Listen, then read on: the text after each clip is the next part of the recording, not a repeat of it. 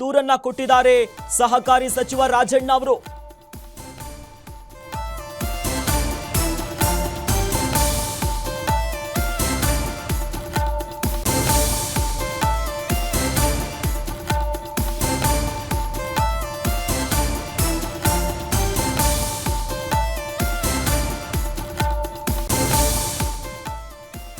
ಹನಿ ಪ್ರಕರಣಕ್ಕೆ ಸಂಬಂಧಪಟ್ಟಂತೆ ಗೃಹ ಸಚಿವರು ಇದ್ದಲ್ಲಿಗೆ ಹೋಗಿ ದೂರನ್ನ ಕೊಟ್ಟಿದ್ದಾರೆ ಸಚಿವ ರಾಜಣ್ಣ ಅವರು.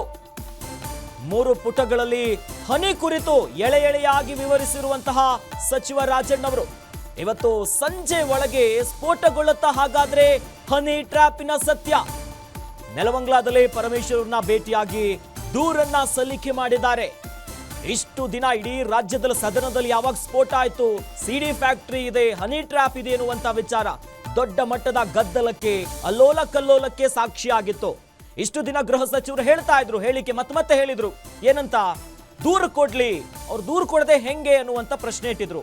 ಈಗ ಹನಿ ಕೇಸಿಗೆ ಸಂಬಂಧಪಟ್ಟಂತೆ ಕೊನೆಗೂ ಸಹಕಾರಿ ಸಚಿವರಾಗಿರುವಂತ ರಾಜಣ್ಣ ಅವರು ಪರಮೇಶ್ವರ್ ಅವರನ್ನ ಗೃಹ ಸಚಿವರನ್ನ ಭೇಟಿಯಾಗಿ ದೂರನ್ನ ಕೊಟ್ಟಿದ್ದಾರೆ.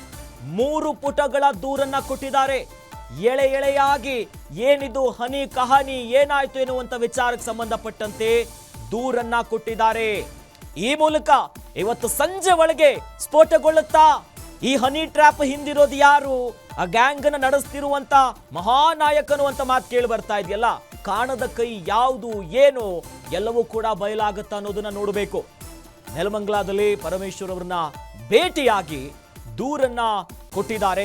ಈಗಾಗಲೇ MLC ಆಗಿರುವಂತ ರಾಜೇಂದ್ರ ಅವರು ಕೂಡ ಹೇಳಿದ್ರು, ದೂರು ಕೊಡ್ತೀವಿ, ಏನಾಗುತ್ತೆ ಈ ಪ್ರಕರಣದಲ್ಲಿ ಹಿಂದೆ ಯಾರಿದ್ದಾರೆ ಅವರು ಬಯಲಿಗೆ ಬರಲೇಬೇಕು, ನಮ್ಮ ಹತ್ರ ಸಾಕ್ಷಿ ಕೂಡ ಇದೆ ಅನ್ನೋದಾಗಿ MLC ರಾಜೇಂದ್ರ ಅವರು ರಾಜಣ್ಣ ಅವರ ಪುತ್ರ. ಸೊ ಹೀಗಾಗಿ ಒಟ್ಟಲ್ಲಿ ಈಗ ಕೊನೆಗೂ ದೂರನ್ನ ಕೊಟ್ಟಿದ್ದಾರೆ ರಾಜಣ್ಣ ಅವರು. ರಾಜ್ಯ ರಾಜಕಾರಣದಲ್ಲಿ ದೊಡ್ಡ ಮಟ್ಟದ ಸಂಚಲನ ಕ್ರಿಯೇಟ್ ಆಗ್ತಿದೆ. ಯಾಕಂದ್ರೆ 48 ಜನರ ವಿಚಾರವಾಗಿ ಹನಿ ಕಹಾನಿ ಇದೆ, ಹಸಿ ಬಿಸಿ ದೃಶ್ಯಗಳ ಮಾತುಗಳು ಕೇಳಿ ಬಂದಿತ್ತು. ಯಾಕಂದ್ರೆ ದೂರು ಕೊಡ್ಲಿ, ತನಿಖೆ ಮಾಡ್ತೀವಿ ಅನ್ನುವಂತ ಮಾತು ಗೃಹ ಸಚಿವರು ಹೇಳಿದ್ರು. ಹಾಗಾಗಿ ಕೊನೆಗೂ ಗೃಹ ಸಚಿವರನ್ನ ಭೇಟಿಯಾಗಿ ರಾಜಣ್ಣ ಅವರು ದೂರು ಕೊಟ್ಟಿದ್ದಾರೆ. ಈಗ ನೋಡಬೇಕು, ಉನ್ನತ ಮಟ್ಟದ ತನಿಖೆ ಮಾಡ್ತೀವಿ ಅನ್ನುವಂತ ಮಾತಾಡಿದ್ರು. ಯಾಕಂದ್ರೆ ಕಲಾಪದಲ್ಲೇ CM ಸಿದ್ದರಾಮಯ್ಯ ಅವರು ಹೇಳಿದ್ರು, ಯಾಕಂದ್ರೆ ಬಿಜೆಪಿ ಪಟ್ಟಿ ಹಿಡಿದಿತ್ತು, CBI ತನಿಖೆ ಕೊಡಿ, ನಿವೃತ್ತ ನ್ಯಾಯಾಧೀಶರ ನೇತೃತ್ವದಲ್ಲಿ ತನಿಖೆ ಆಗ್ಲೇಬೇಕೆನ್ನುವಂತಾಗಿ ಪಟ್ಟಿ ಹಿಡಿದಿದ್ರು. ಆ ಹೊತ್ತಿನಲ್ಲಿ ಎಸ್ ಓಕೆ, ಬಹಳ ಮಹತ್ವದ ವಿಚಾರ ಇದು, ಗಂಭೀರವಾಗಿ ಪರಿಗಣಿಸ್ತೀವಿ, ತನಿಖೆ ಮಾಡ್ತೀವಿ ಅನ್ನುವಂಥ ಮಾತು ಹೇಳಿದ್ರು. ಈಗ ದೂರು ಕೂಡ ಬಂದಿದೆ. ಒಟ್ಟಿನಲ್ಲಿ ಈಗ ಗೃಹ ಸಚಿವರು ಯಾವ ನಿರ್ಧಾರ ಕೈಗೊಳ್ತಾರೆ, ಏನಾಗತ್ತೆ, ಆ ಕಾಣದ ಕೈ ಯಾವುದು, ಈ ರೀತಿಯಾಗಿ ಇಡೀ ರಾಜ್ಯ ರಾಜಕಾರಣದಲ್ಲಿ ಸಂಚಲನ ಕ್ರಿಯೇಟ್ ಮಾಡಿರುವ ವಿಚಾರವಾಗಿ ಏನು ಮಾಡ್ತಾರೆ ಅನ್ನೋದು ನೋಡಬೇಕು. ಯಾರಿಂದ ತನಿಖೆ ಅನ್ನೋದು CMಗೆ ಬಿಟ್ಟ ವಿಚಾರ ಅನ್ನೋದಾಗಿ ತುಮಕೂರಿನಲ್ಲಿ KN ರಾಜಣ್ಣ ಹೇಳಿಕೆ ಕೊಟ್ಟಿದ್ದಾರೆ.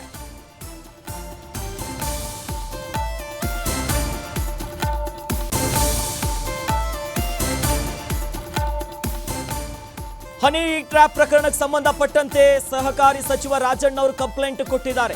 ಇನ್ನು ರಾಜೇಂದ್ರ ಏನು ದೂರು ಕೊಡ್ತಾನೋ ಗೊತ್ತಿಲ್ಲ, ನನ್ನ ಕಡೆಯಿಂದ ಏನು ಮಾಹಿತಿ ಇದೆಯೋ ಅದನ್ನ ಕೊಡ್ತೀನಿ, ಕೆಲವೇ ದಿನಗಳಲ್ಲಿ ಹೈಕಮಾಂಡ್ ಭೇಟಿ ಮಾಡ್ತೀನಿ ಅನ್ನೋದಾಗಿ ರಾಜಣ್ಣ ಪ್ರತಿಕ್ರಿಯೆಯನ್ನ ಕೊಟ್ಟಿದ್ದಾರೆ.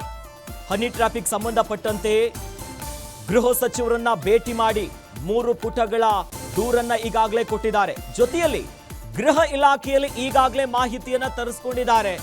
ನಾನ್ ದೂರು ಕೊಟ್ಟ ಮೇಲೆ CM ಜೊತೆ ಅವರು ಚರ್ಚೆ ಮಾಡ್ತಾರೆ, ಯಾರಿಂದ ತನಿಖೆ ಆಗಬೇಕನ್ನೋದು CM ಸಿದ್ದರಾಮಯ್ಯನವರಿಗೆ ಬಿಟ್ಟಂತ ವಿಚಾರ ಅನ್ನೋದಾಗಿ ತುಮಕೂರಿನಲ್ಲಿ ಸಹಕಾರ ಸಚಿವ ರಾಜಣ್ಣ ಅವರು ದೂರು ಕೊಟ್ಟ ಆದ್ಮೇಲೆ ಈಗ ಈ ಬಗ್ಗೆ ಪ್ರತಿಕ್ರಿಯೆ ಕೊಟ್ಟಿದ್ದಾರೆ. ಮತ್ತೊಂದು ಕಡೆ MLC ರಾಜೇಂದ್ರ ಅವರು, ಯಾರು ಸಹಕಾರ ಸಚಿವ ರಾಜಣ್ಣ ಅವರ ಪುತ್ರ, ಇವ್ರು ಏನ್ ಮಾಡ್ತಾರೆ ಅನ್ನೋ ಗೊತ್ತಿಲ್ಲ ಅನ್ನೋದಾಗಿ ಈ ಬಗ್ಗೆ ಪ್ರತಿಕ್ರಿಯೆ ಕೊಟ್ಟಿದ್ದಾರೆ. ದೂರು ಕೊಟ್ಟ ಮೇಲೆ ಮಾಹಿತಿ ಬರಬೇಕಾದ್ರೂ ಕೂಡ ತನಿಖೆಯಿಂದಲೇ ಆಚೆ ಬರಬೇಕು. ಸುಮ್ಮನೆ ನಾವೇನೇ ಹೇಳಿದ್ರು ಕೂಡ it all amounts to speculation. ನಾನು ಸ್ಪೆಕ್ಯುಲೇಟ್ ಮಾಡೋದು ಸರಿ ಇರೋದಿಲ್ಲ.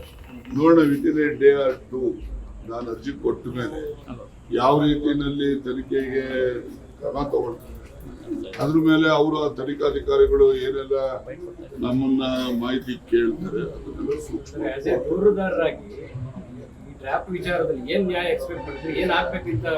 ನನ್ ನೋಡಿ, ನನ್ನ ನಿರೀಕ್ಷೆ, ನನ್ನ ಒಂದು ಬೇಡಿಕೆ ಏನಂದ್ರೆ ಈ ರೀತಿ ಯಾರೆಲ್ಲ ಮಾಡುತ್ತಾರೆ ಅದು ನಿಲ್ಲಬೇಕು. ಇವತ್ತಿಂದ ಯಾರೆಲ್ಲ ನೆಲೋ ಮಾಡೋದು ಈಗ ನಮ್ಮ ಪ್ರಯತ್ನ ಮಾಡ್ತಾರೆ. ಮುಂದೆ ಇನ್ಯಾರು ಆಗ್ಬಾರ್ದು. ಯಾರು ಈ ರೀತಿಯ ದುಸ್ಸಾಹಸಕ್ಕೆ ಕೈ ಹಾಕುವಂತ ಕೆಲಸ ಯಾರು ಮಾಡಬಾರ್ದು. ಆ ರೀತಿಯ ಒಂದು ವಾತಾವರಣ ಬರಬೇಕು ಅಂತಕ್ಕಂಥದ್ದು ಆಶೆ. ಹೈಕಮಾಂಡ್ ನಾಯಕರನ್ನ ಭೇಟಿ ಆಗ್ತೀರಾ ಸರ್? ಆಮೇಲೆ 10ನೇ ತಾರೀಕು ಸರ್ ಈಗ ನೀವು ಇನ್ನೊಂದು ಸ್ಟೇಟ್ಮೆಂಟ್ ಗಮನಿಸಬಹುದು, ಹಾಯ್ ಅಂದ್ರೆ ಹಾಯ್ ಅಂತಾರೆ, ಅದು ತಪ್ಪು. ಈ ತರದ ಅನುಭವ ಯಾವುದು ಆಗಿಲ್ಲ. ನಾನು ಆ ರೀತಿ ಹೇಳ್ಬೇಕು ಅಂದ್ರೆ ನನ್ನ ಹತ್ರ ಏನಾದ್ರು ಪುರಾವೆ ಇರಬೇಕು. ಏನೇ ಪುರಾವೆಗಳು ಮತ್ತೆ ಏನೇ ಮಾಹಿತಿ ಬರಬೇಕಾದ್ರೂ ಕೂಡ ತನಿಖೆಯಿಂದನೇ ಆಚೆ ಬರಬೇಕು. ಸುಮ್ಮನೆ ನಾವೇನೇ ಹೇಳಿದ್ರು ಕೂಡ it all amounts to speculation. ನಾನು ಸ್ಪೆಕ್ಯುಲೇಟ್ ಮಾಡೋದು ಸರಿ ಇರೋದಿಲ್ಲ. ನೋಡೋಣ, within a day or two ನಾನು ಅರ್ಜಿ ಕೊಟ್ಟ ಮೇಲೆ ಯಾವ ರೀತಿಯಲ್ಲಿ ತನಿಖೆಗೆ ಕ್ರಮ ತಗೊಳ್ತಾರೆ, ಅದ್ರ ಮೇಲೆ ಅವರು ತನಿಖಾಧಿಕಾರಿಗಳು ಏನೆಲ್ಲ ನಮ್ಮನ್ನ ಮಾಹಿತಿ ಕೇಳ್ತಾರೆ ಅದನ್ನೆಲ್ಲ ಸೂಕ್ಷ್ಮ. ದೂರುದಾರರಾಗಿ ಈ ಡ್ರಾಫ್ಟ್ ವಿಚಾರದಲ್ಲಿ ಏನ್ ನ್ಯಾಯ ಎಕ್ಸ್ಪೆಕ್ಟ್ ಮಾಡಿದ್ರೆ ಏನ್ ಆಗ್ಬೇಕಿಂತ? ಅಲ್ಲ, ನನ್ ನೋಡಿ, ನನ್ನ ನಿರೀಕ್ಷೆ, ನನ್ನ ಒಂದು ಬೇಡಿಕೆ ಏನಂದ್ರೆ ಈ ರೀತಿ ಯಾರೆಲ್ಲ ಮಾಡ್ತಾರೆ ಅದು ನಿಲ್ಲಬೇಕು. ಇವತ್ತಿಂದ ಯಾರೆಲ್ಲ ನೆಲೋ ಮಾಡೋದು ಈಗ ನಮ್ಮ ಪ್ರಯತ್ನ ಮಾಡ್ತಾರೆ. ಮುಂದೆ ಇನ್ಯಾರು ಆಗ್ಬಾರ್ದು. ಯಾರು ಈ ರೀತಿಯ ದುಸ್ಸಾಹಸಕ್ಕೆ ಕೈ ಹಾಕುವಂತ ಕೆಲಸ ಯಾರು ಮಾಡಬಾರ್ದು. ಆ ರೀತಿಯ ಒಂದು ವಾತಾವರಣ ಬರಬೇಕು ಅಂತಕ್ಕಂಥದ್ದು ಆಶೆ. ಹೈಕಮಾಂಡ್ ನಾಯಕರನ್ನ ಭೇಟಿ ಆಗ್ತೀರಾ ಸರ್? ಆಮೇಲೆ 10ನೇ ತಾರೀಕು ಸರ್ ಈಗ ನೀವು ಇನ್ನೊಂದು ಸ್ಟೇಟ್ಮೆಂಟ್ ಗಮನಿಸಬಹುದು, ಹಾಯ್ ಅಂದ್ರೆ ಹಾಯ್ ಅಂತಾರೆ, ಅದು ತಪ್ಪು. ಈ ತರದ ಅನುಭವ ಯಾವುದು ಆಗಿಲ್ಲ. ನಾನು ಆ ರೀತಿ ಹೇಳ್ಬೇಕು ಅಂದ್ರೆ ನನ್ನ ಹತ್ರ ಏನಾದ್ರು ಪುರಾವೆ ಇರಬೇಕು. ಏನೇ ಪುರಾವೆಗಳು ಮತ್ತೆ ಏನೇ ಮಾಹಿತಿ ಬರಬೇಕಾದ್ರೂ ಕೂಡ ತನಿಖೆಯಿಂದನೇ ಆಚೆ ಬರಬೇಕು. ಸುಮ್ಮನೆ ನಾವೇನೇ ಹೇಳಿದ್ರು ಕೂಡ it all amounts to speculation. ನಾನು ಸ್ಪೆಕ್ಯುಲೇಟ್ ಮಾಡೋದು ಸರಿ ಇರೋದಿಲ್ಲ. ನೋಡೋಣ, within a day or two ನಾನು ಅರ್ಜಿ ಕೊಟ್ಟ ಮೇಲೆ ಯಾವ ರೀತಿಯಲ್ಲಿ ತನಿಖೆಗೆ ಕ್ರಮ ತಗೊಳ್ತಾರೆ, ಅದ್ರ ಮೇಲೆ ಅವರು ತನಿಖಾಧಿಕಾರಿಗಳು ಏನೆಲ್ಲ